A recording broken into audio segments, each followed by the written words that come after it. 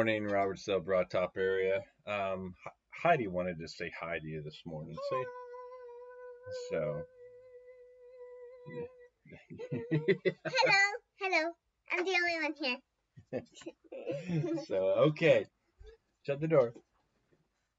So so I'm dressed up today. I don't wear a suit. There are really only a couple occasions that I wear a suit, and really, yeah. So today I'm doing a funeral, and I think funerals make us think about things. They make us think about, legacy. They make us think about what matters. And when I think of funerals, I think of cemeteries and I think of tombstones. And I think of what people put on tombstones. And so I was actually talking with someone about this week. There's a movie. It's called The Royal Tenenbaums. It's essentially about a family that is very dysfunctional. A father that leaves the family when they're adolescents and the whole family's messed up. And then he comes back and tries to make amends.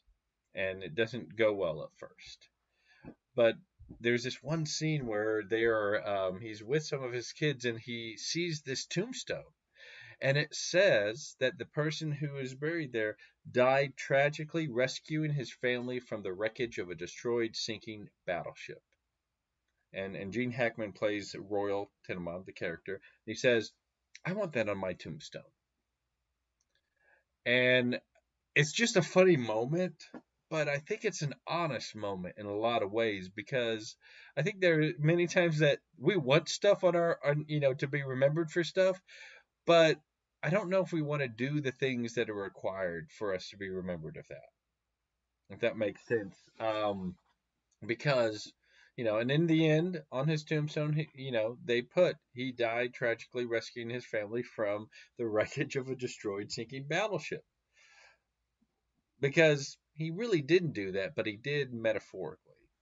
But it makes me think about kind of what matters to us and what we want to be remembered, and what I'll tell Sherry, or tell the girls, Sherry, what matters and what we may need to be want to be remembered by. And I think of Paul. Paul in Second Timothy, he has what I may call his tombstone moment. This is, if there's something that would be nice to put on his tombstone, I think a lot of Christians, this is what we should strive for. But he says in Second Timothy 4:6, he says, "For I'm already being poured out as a drink offering, and the time of my departure has come." So he's going home. And this is what he tells Timothy: "I have fought the good fight. I have finished the race. I have kept the faith." Now, we all know that. We've all heard that before, but afterwards, verse 8 continues it.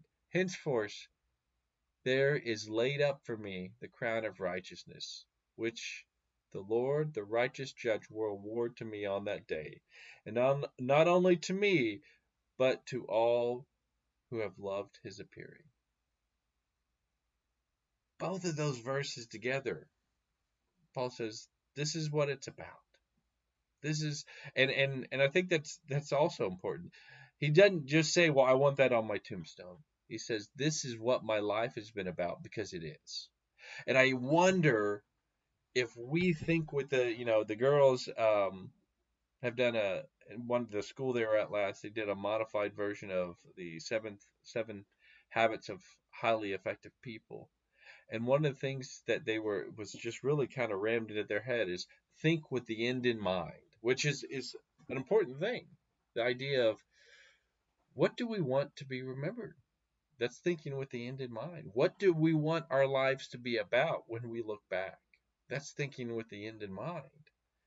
And so Paul, he was clear the whole time. And as he comes to the end of his life, he says, "I have fought the good fight. I have finished the race. I have kept the faith." That's what he lived. That's how he's dying. And I wonder if we are really honest with ourselves in how we look back and say, this is what our lives were about. Are we going to be more like Paul, and it's going to be easy?